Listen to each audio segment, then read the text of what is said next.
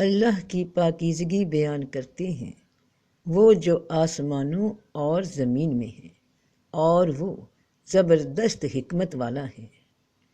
جو مخلوقات آسمانوں میں ہے اور جو زمین میں ہے، اللہ کی تسبیح کرتی ہے، اور وہی غالب حکمت والا ہے۔ جو مخلوقات آسمانوں اور زمین میں ہے، اللہ کی تسبیح کرتی ہے، اور وہی غالب حکمت والا ہے۔ جو مخلوقات آسمانوں اور زمین میں ہے، اللہ کی تسبیح کرتی ہے، جو بادشاہ پاک ذات غالب حکمت والا ہے۔ جو مخلوقات آسمانوں میں اور جو زمین میں ہے، اللہ کی تسبیح کرتی ہے، اسی کی حکومت ہے اور اس کی تعریف ہے، اور وہ ہر چیز پر قادر ہے۔